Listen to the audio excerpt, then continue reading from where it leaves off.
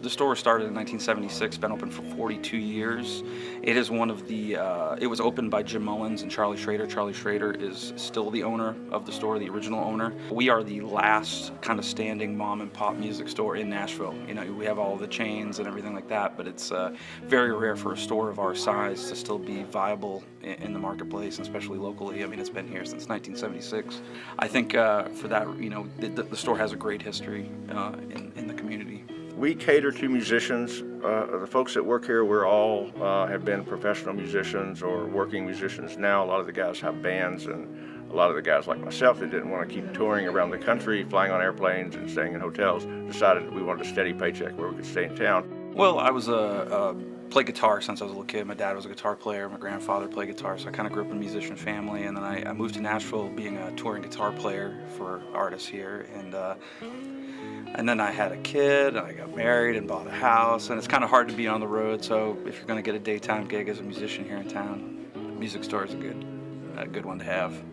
But the mission of the store is to help musicians of every level. If you're starting out and you want to get a good instrument and not spend a lot of money, since we're musicians, we tend to be more empathetic to how hard it is to get started in music, and you have to stretch every dollar.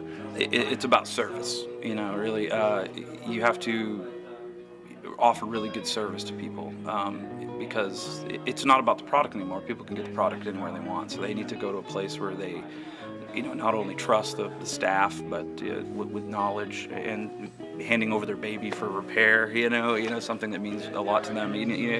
There's a trust level there. In a store like ours that's been open for a while, you know, people entrust us with their instrument, and they trust us with the knowledge that, you know, we give them. And that it's not knocking any other store at all. I just think a lot of the, you know, some of the bigger retailers, they're about moving volume, where we're about creating customers. You know, there's a big difference. The sale doesn't end as soon as you buy something from us. It's an ongoing thing. You know, once you're a customer of ours, whether you bought something, you know, 2 years ago, 10 years ago, you're still treated like the day that you bought the instrument from us. It doesn't matter the price. You know, at least we try very hard to have that in here. And I think that's what's missing in some of the modern retail experience. You know, it's just here's what you wanted, here's what you paid for it, and you leave. And that person doesn't remember your name. You know, when you come back, and you may not even deal with the same person. Here, we're very small sales staff. We remember I'm bad with names, but everyone's face. I know if I've sold them an instrument, I try to remember, you know, try to remember what their kids' names were, and you know, and all that. And I think that's very important. Whether they come in and buy, you know, something, or if they're just browsing around the store, they should be treated the same as they did the day they bought something from us. I'm from Germany, actually, near Frankfurt. Singing since I was about 14. Now I'm 42. Flew in now the first time to Nashville to take lessons with a famous vocal coach. The staff was totally friendly. Actually, the boyfriend of my vocal coach, of Renee, took me yesterday to the shop here, and I saw an Ibanez guitar hanging here, and I played it, and I couldn't get it out of my mind, so I came back the morning to trade my old guitar, my Yamaha, into that one. Well, I think a lot of the business has moved online. You know, just everything is bought and sold online. But the one thing you can't do online is actually try out a guitar or an instrument. And as a musician myself, it is almost impossible. An instrument has to speak to you. And you know what makes an actual brick and mortar music store viable, especially in a town like Nashville, or that's just full of musicians that need instruments, tools of their trade.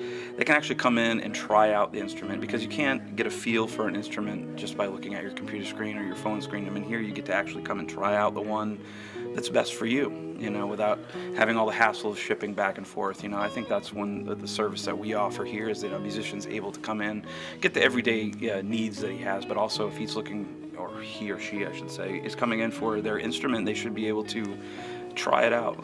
We're a firm believer that an instrument speaks to you. It just doesn't, you know, I want to play that guitar. It really has to feel good in your hands, or, you know, playing it. Well, we have a lot of devoted customers, and we, try to make sure that they feel appreciated, never take them for granted. But yeah, there's a lot of people that they call us our store, and I think a musician's got to go where he can get a good price. So, I don't hold it against anyone if they go to Guitar Center. I mean, they're a whole different thing. It's a corporate thing, and we try to be very non-corporate. So. I guess that's the most important thing, that you have like people like here introducing you in the good stuff, because if you compare it to Germany, we have smaller guitar stores. We won't have all that different guitars hanging there. It will be much smaller, and you can get all that stuff which is here. So it's you are depending, as a singer, you're depending in a good staff in those shops to really pick out what you need.